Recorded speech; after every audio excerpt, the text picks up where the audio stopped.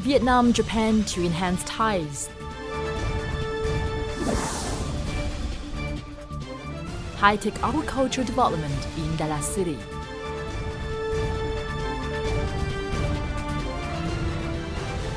Hello there and welcome to another episode of East Line brought to you by VTV International. My name is Linh Hương. As usual, we start our show with several highlights in the economic scene from the past week.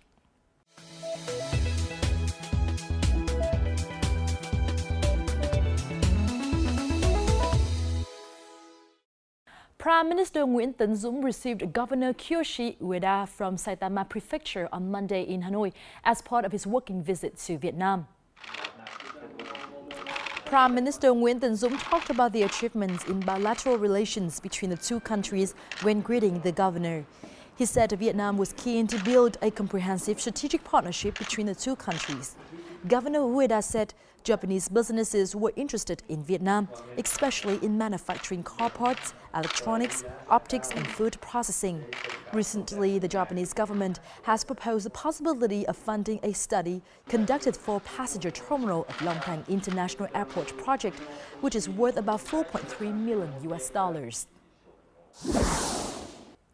The 12th meeting of the Vietnam-Belarus Intergovernmental Committee for Economic, Trade, Scientific and Technological Cooperation took place in Minsk on October 26th and 27th. Nearly 50 representatives from authorities and enterprises of the two countries attended the meeting. During the working session, participants reviewed the remarkable outcome of the multifaceted collaboration between Vietnam and Belarus. Belarus has increased its exports of tires, pharmaceuticals, alcohol, milk, food and industrial products to Vietnam. Meanwhile, Vietnam shipped products such as coffee, tea, nuts, noodles, confectionaries and seasonings to the Eastern European nation. In 2014, two-way trade turnover was recorded at $170 million. The figure stood at nearly $96 million in the first 8 months of this year. The Ministry of Finance announced that Vietnam's state budget revenue has exceeded the state spending at over $761 million at a press conference held on October 26th in Hanoi. The ministry added that it intends to use $447 million from divestments from state-owned enterprises to balance the state budget. Despite Vietnam's state budget collection increasing $2.1 billion, the total budget deficit still reached $1.3 billion due to the falling oil prices. A representative from the Ministry of Finance said that the state budget collection still increased 7% year-on-year. Vietnam jumped 3 places in the World Bank's Ease of Doing Business report, which was announced on Wednesday. The country ranked 90th out of 189 reported markets. The climb was attributed to an increase in indicators in starting businesses, electricity access, and credit access. In the East Asia and Pacific region, the overall indicator of Vietnam is higher than the average figure and only behind Malaysia, Thailand, and China. According to the report, Vietnam made starting a business easier by reducing the time required to get the company seal engraved and registered. Vietnam's agro-fishery forestry exports in October are likely to reach $2.55 billion. Up to now, total export value of the sector this year is estimated at nearly $25 billion, down 3.8% compared with last year. Except for pepper and cashew, almost all agricultural produce are declining both in volume and value. Export of rice, coffee and tea reduced by 8%. As the export of key agroforestry and fishery products will be on the downward trend, the agricultural industry will need to work more to ensure the goal of 2015. According to Business Insider, Vietnam was listed in the top 20 most popular tourist places in the world. The finding was the result of the annual Condé Nast Traveler Tourism Poll. In the list, Vietnam ranked 12th, with Italy topping the list, followed by France and the United States. The magazine quoted famous American chef and writer Anthony Bourdain. The famous chef and TV celebrity said his visit to Vietnam changed his life. Bourdain said that he enjoyed coffee and pho every day in Vietnam. He also explored the world's largest cave of Sơn Đông in Phong Nha Kẻ Bàng National Park. We have just reviewed what have made headlines in the economic scene from the past week. Up next, we'll talk about Đà Lạt City's efforts to apply high technology in agriculture in our crosstalk.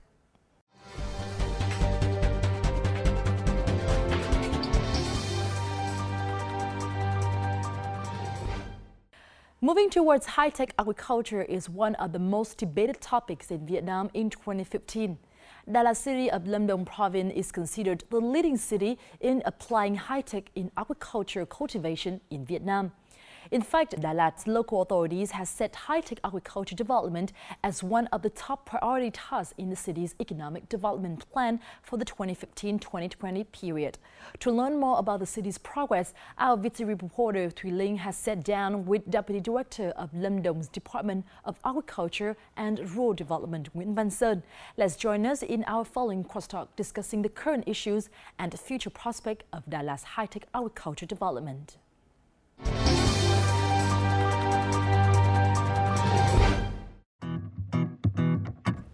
Currently, there are more than 43,000 hectares of high-tech agricultural land in Lâm Đồng Province, accounting for 16% of cultivated land in the region.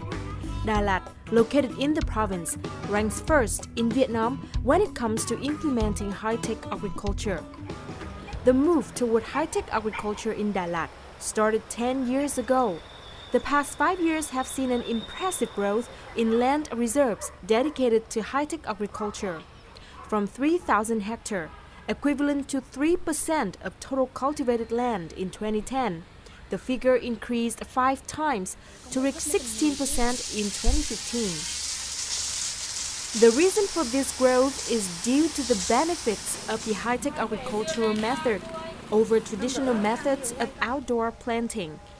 According to the Ministry of Agriculture and Rural Development, if farmers apply high-tech agriculture, productivity and profits can increase by up to 30% compared with traditional methods. Specifically, the high-tech agriculture method applied to 1 hectare of vegetables can yield profits of 20 to 25,000 US dollars per year. For flowers, profit can range from 40 to 60,000 US dollars. Currently, there are 50 plant tissue centers, 200 plant breeding centers producing 2 billion seedlings, 36 enterprises, and 83 households certified with VietGAP, Global Gap, and Organic Standard. 4 enterprises among 16 nationwide have been officially recognized as high-tech agriculture firms.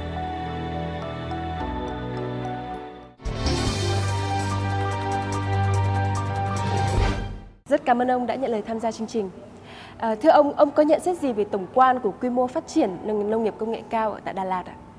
Sau khi có nghị quyết chuyên đề về đẩy mạnh ứng dụng nông nghiệp cao, công nghệ cao của tỉnh ủy Lâm Đồng và chọn nông nghiệp công nghệ cao là một trong cái chương trình đột phá kinh tế của tỉnh, về cái địa bàn ứng dụng thì trước đây là tập trung chủ yếu là Đà Lạt. Hiện nay là các huyện phụ cận Đà Lạt như là Đơn Dương, Lạc Dương, Đức Trọng, Bảo Lộc, Lâm Hà, Di Linh, một số huyện khác phụ cận Đà Lạt cũng đồng thời là ứng dụng nông nghiệp công nghệ cao, để mỗi huyện có một cái nghị quyết riêng ứng dụng nông nghiệp công nghệ cao.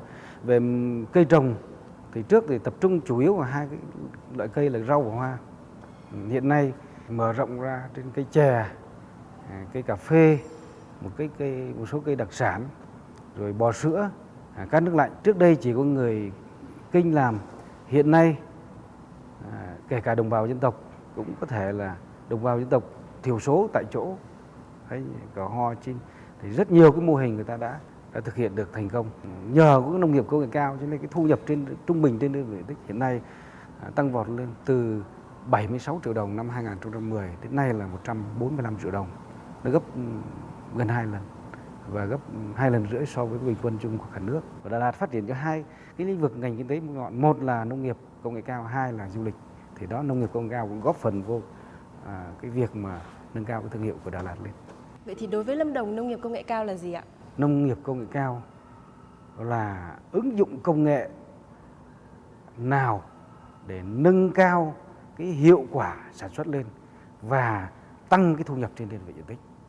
Cái đó là cái mà chúng tôi đạt tới mục tiêu, chứ không phải là cứ bắt buộc là phải công nghệ thật tiên tiến, bởi vì mình có điều kiện lợi thế. Có khi cần nhà kính, có những loại cây trồng không cần nhà kính, có loại cây trồng không cần phải ứng dụng cao đến mức độ như ở bên Nhật Bản hay là một số nước châu Âu vì khí hậu người ta khắc nghiệt. Thì cái mức độ nào trồng làm nhà kính được, mà nhà kính như thế nào cho nó rẻ, cho nó hiệu quả. Như Malaysia ở vùng Cameroon, nhà kính rất đơn sơ nhưng mà cái hiệu quả rất là tốt. Đề cập đến vấn đề làm nhà kính thì chúng ta Việt Nam đã tự sản xuất ra được nhà kính chưa ông? Việt Nam là sản xuất được nhà kính rồi, nhưng mà nó yêu cầu nó nhiều cái cấp độ khác nhau. Nhà kính là công nghệ cao, nhưng công nghệ cao không phải riêng nhà kính.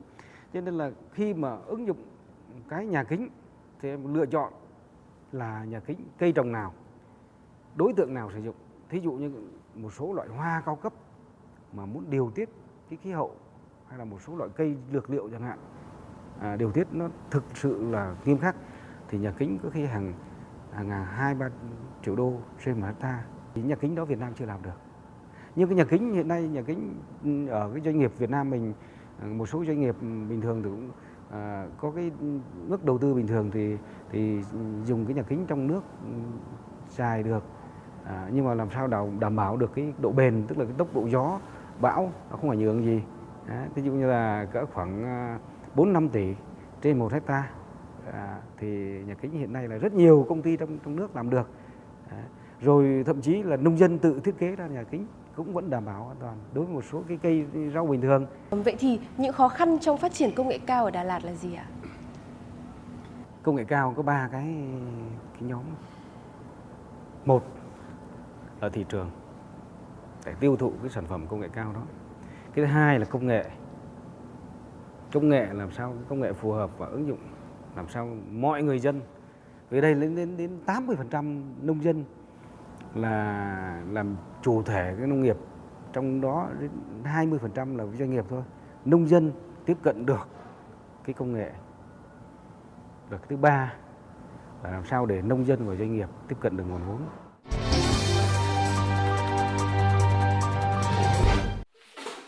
As the first enterprise in Vietnam certified at Global Gap standard in vegetable production, Đà Lạt Gap boasts annual output of 800 tons.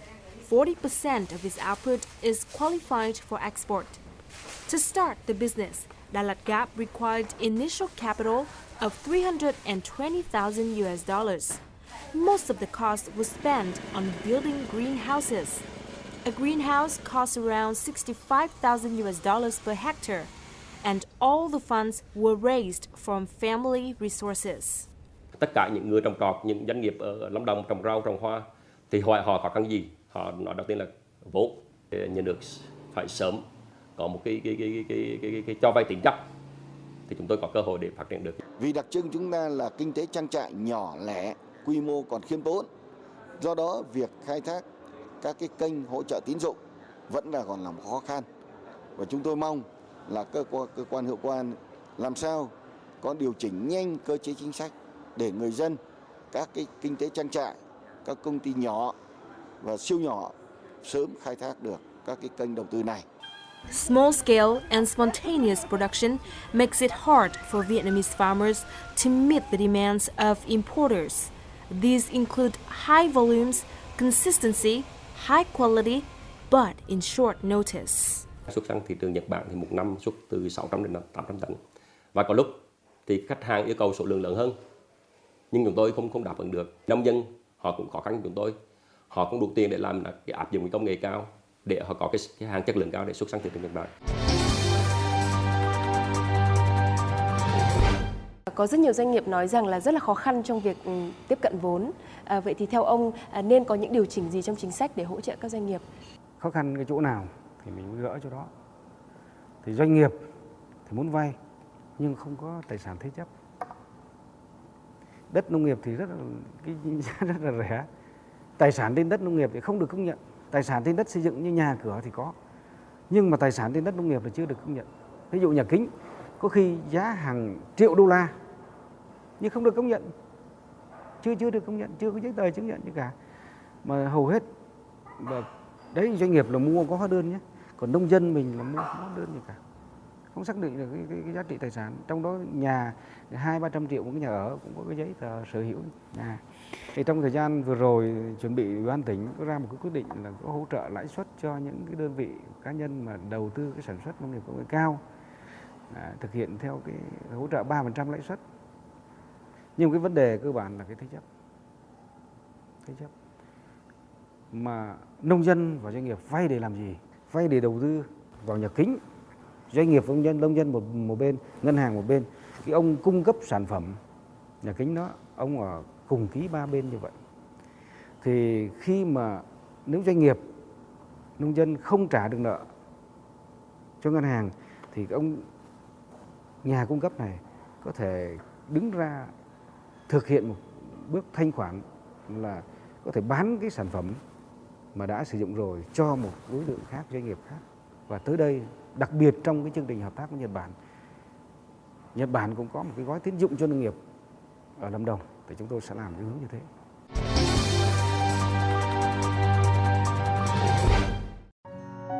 High-tech agriculture is now combined with tourism to enhance the added value of the products. BioFresh Strawberry Farm is an example of the agro-tourism model, combining strawberry picking with touring the farm. BioFresh was established in 2011. Strawberries are grown in pots with growing medium made from coconut coir. The farm can produce 100 kilo of strawberries a day. Khi cái sản phẩm mà mình được tận mắt nhìn thấy từ cái khâu nuôi trồng rồi chế biến cho đến kia thì mình được ăn cái sản phẩm này thì mình thấy là cái chất lượng cuộc sống nó được cao hơn, đảm bảo nó độ yên tâm nó cao hơn. Visitors after touring the farm can try the strawberries and buy products made from strawberries. Besides the agro-tourism program for produce such as strawberries, new programs are being held in Đà Lad's traditional flower villages such as Hà Đông and Thái Phiên. This is an effective way to introduce the local specialty to consumers and boost the local tourism sector. Chúng tôi đã hình thành một số các cái loại hình mới, ví dụ như là du lịch về thăm vườn dâu, du lịch sẽ về thăm các vườn hoa, du lịch về thăm các vườn rau vân vân. Và như vậy là không chỉ tạo ra những cái sản phẩm mới về du lịch đối với du khách mà còn phục vụ các du khách khi tới Đà Lạt Lâm Đồng có một cái sự trải nghiệm giữa khách du lịch với một ngày với lại nông dân của Đà Lạt. Ứng dụng công nghệ cao nào thì được áp dụng đặc biệt thành công ở Đà Lạt ạ? Cái giai đoạn trước là chúng ta tập trung vào làm sao ứng dụng công nghệ, các cái giống công nghệ sản xuất để làm tăng cái năng suất lên. Nhưng bây giờ đến giai đoạn 2015 đến 2020 chúng tôi tập trung vào bố trí lại sản xuất trong cái công nghệ cao. Tức là phải sản xuất theo cái liên kết theo chuỗi. Và cái công nghệ cao là phải có sự tham gia của đa ngành, không riêng gì ngành nông nghiệp, có ngành du lịch, ngành công nghiệp chế biến và gắn kết với cái xây dựng nông thôn mới, gắn kết du lịch nông nghiệp chẳng hạn để mà tăng cái giá trị tổng hợp của cái sản phẩm nông nghiệp lên. Vậy thì cái điểm khó khăn trong việc tạo dựng các cái liên kết chuỗi đấy là gì ạ? Là ngành nông nghiệp phải có cái kết nối cụ thể giữa nông dân với doanh nghiệp và làm sao để mà doanh nghiệp đi tiên phong đầu. Chứ nếu doanh nghiệp mà không tiên phong được thì cái kết nối không hiệu quả. Doanh nghiệp anh tìm kiếm thị trường, anh dự báo thị trường, anh gắn kết với nông dân, anh coi như một cái đầu tàu để kéo nông dân theo. Nông dân làm sao là nông dân bán được hàng và hưởng được cái công nghệ. Cho nên cái vấn đề là chúng ta tìm làm sao là hỗ trợ cho doanh nghiệp phát triển. Thì chúng tôi đang làm thực hiện hai cái chính sách của chính phủ. Một là cái nghị định 210 hỗ trợ cái doanh nghiệp phát triển đầu tư vào nông nghiệp nông thôn.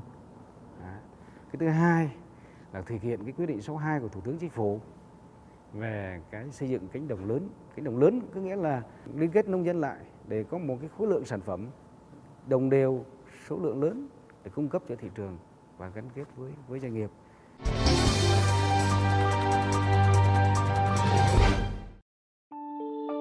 In the last 3 years, Lâm Đồng province has attracted 106 FDI projects investing in agriculture with a total investment capital amount of $225 million, of which 35% has been poured into high-tech agriculture projects.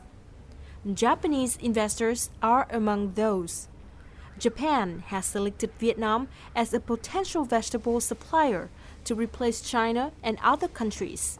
Vietnam's agricultural products exported to Japan are mainly spinach, sweet potatoes, tomatoes, and bell peppers. Bây giờ Nhật Bản, ví dụ nhập tất cả những loại nông sản từ Mỹ, từ Pháp hoặc từ châu Âu đến Nhật Bản thì mất hết, đi đường tàu biển thì mất hết 45 ngày. Trong đó từ Việt Nam mà sang Nhật Bản chỉ 7 ngày thôi. Rồi lợi thế rất là lớn. Small-scale farming households are proactive in applying new methods from Japan to be more quality competitive and make their products more attractive to importers. Đà Lạt is famous for persimmons. However, Đà Lad's dried persimmons faced severe competition from China in terms of price. If not sold, ripe persimmons are thrown away. Đặng Thị Thu Vân has been making dried persimmons for more than 30 years. She decided to find a new way to make Vietnamese persimmons more competitive in terms of quality. She traveled to Japan and Korea to learn new persimmon processing methods. Instead of drying persimmons using heat from coal, Vân has hung harvested persimmons on special hangers she bought from Korea to let them dry naturally by the wind. Thị trường càng ngày nó càng đưa ra những cái trái hồng mà cạnh tranh giá cả thì nó hái hồng, người ta hái hồng non, hồng xanh hơi nhiều. Thì người tiêu dùng có khi là ăn trúng cái trái hồng non á, thì người ta không có thích. Nhưng mà tôi áp dụng cái hồng khô công nghệ Nhật Bản là để cho nó già, treo, nó khô lên. Thì tôi đưa ra thị trường cách đây được 4 năm rồi. Thì tôi thấy người tiêu dùng họ cũng thích. To assist small and super small enterprises and farmers' households, JICA has proposed a new basic gap standard. Following this standard, Vietnamese agro-produce can enter the Japanese market more easily. We are implementing projects on improving the plant breeding process, enhancing bioresistance for vegetables, and assisting ethnic minority groups in implementing hydro-agriculture.